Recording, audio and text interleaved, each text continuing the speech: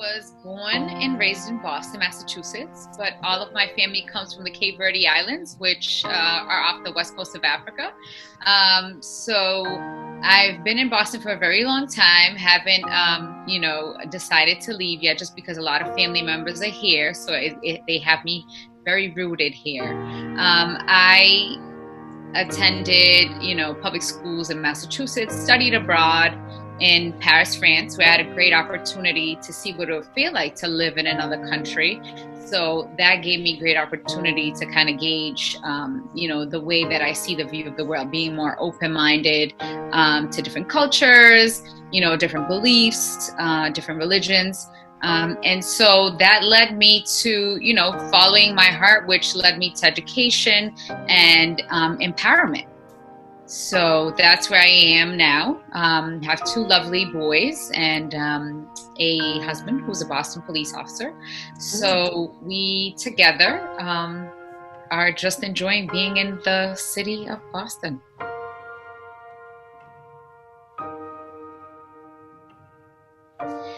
Yes, so my family has always been really close-knit. And so, my first cousins are like my brothers and sisters. And so I had a cousin who we grew up very close. We shared birthdays together. Any family event that happened, we were there together. And, you think when you're in a loving family, you're doing the right things, good things will come your way, right? Like you're not going to assume anything other than that. So with time, we kind of grew apart a little because I went off to college. And so we were still especially close. But one summer in 2000, August 18th, to be exact, of 2000, I came to learn that my close cousin was murdered. He was shot and killed by supposedly a young man who attempted to rob him of his jewelry. And so that really, really rocked my world. At that point, I couldn't see anything. We were getting ready to celebrate my brother's birthday, who was on the same day, and they were very close. It was like my world has stopped. I mean, all I saw was anger, frustration. In all of us, we fell into like a very, very deep depression. And in my culture, often, it's seen as a taboo not to talk about how you feel, So we really didn't have a space where we could express what we were feeling. At certain points, people were thinking, let's get revenge, let's do something, so angry. And so I had to really dig deep within me to figure out, how are we going to get past this? How was I, as the older cousin, the one that was seen as the older sister, going to get us through this dark, dark shadow? And so it took a lot, but I started by saying, I need help. Like, I can't talk to, my siblings about this. I can't talk to my parents because we're hurting so bad that it's like, we've never had anybody murdered in our family. So it's like, how do you deal with this? Like, why him? All these questions. And I decided to see someone. So the counseling kind of started me going inward, right? And healing the wounds that were within and trying to understand why this could have happened. And in the process, I didn't even realize what I was doing, but I started to heal myself and heal my loved ones around me at the same time. So I started to think, what were the things, that we loved about my cousin that brought us close together? And I said, well, what if we did what he loved? And I started looking at our culture and creative expression that we all shared and had a great passion for at the time, music and writing. So I started to write poetry. And then I kind of connected with my family members, the ones that were really, really close with him, his brother. And we created together a music group. Out of nowhere, we started writing about how we felt, the pain that we had felt, the good, the bad. And because he also was into music and he recorded his own music, we even got to use part of his, music that he had created before he had died within our music. So, amidst all this like anger and hurt and pain, like emerged like this powerful unity. All of these people that were really close to him, that loved him dearly, came together, and we found, beauty in the tragedy,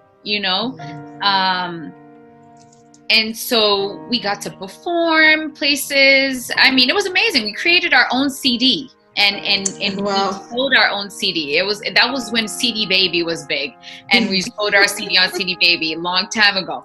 But it took a lot to move from a place where you're so stuck in depression and anger to shift to think, well, what can I actually get that's positive out of this situation? That you would probably not ever have a true explanation of why it happened. But I wanted him to feel like there was a reason, that this happened for us. It brought us closer. It created, that magic and that gift, that resurrected from the pain, of losing him. So that was my turning point. And within that, that's how I kind of shifted my life and my vision.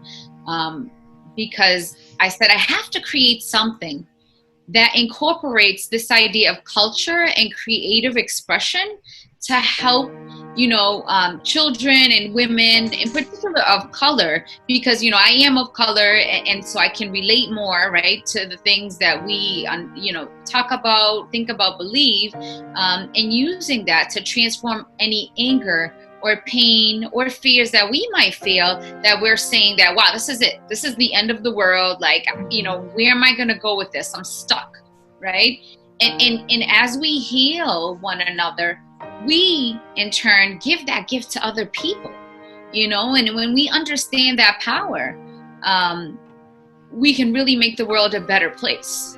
My goal too was, I've got to make sure that we don't get into that cycle of violence, right? Like, we don't want another person in our family to engage or react, and then, okay, well, here goes another person of color, shot and killed, or in the cycle that never ends, So that was also a driving force for me. I wanted to protect my brothers. I wanted to protect his brothers, who were so close to him and so enraged. So that was a blessing, from God saying, like, there's more, there's better, like, hang in there, And I think the more that we focus, though, on the things that we can control, right, the things that we can be grateful for, the easier that transition or that shift will be. And I feel like when people get stuck on that, oh my God, I can't control this, like, I hate this, I hate that, then we're stuck in that cloud, right? But if you can just shift a little and see some sunlight, the silver lining, right? And say, well, thank you, God, for what I can do, what I do have, despite the fact that he was taken at the young age of 19, I still had 19 years that I'm grateful for of amazing memories, right? And then thinking, well, what can we control? We can control what we think about now, how we think about our future, So that is definitely the most important lesson I think you can learn, is to focus on the gratitude and what you can control. So the name of the group was called Blessed Des, which is blessed with two Z's, and the word Des is means 10 in Cape Verdean Creole, which is the language that we speak.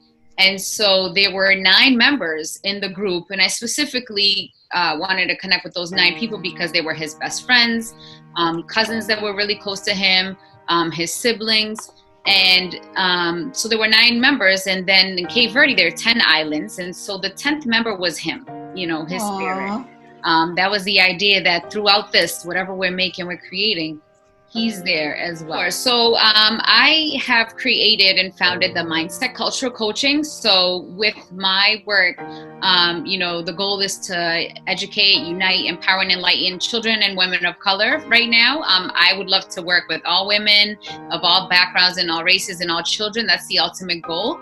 And I'm doing that by using the transformational gifts of culture and creative expression.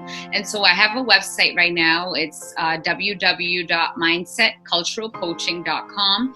And in about 10 or so weeks, I'm going to be launching my first course. That's a 10-week course, and it's called Guts, Grits, and Glory.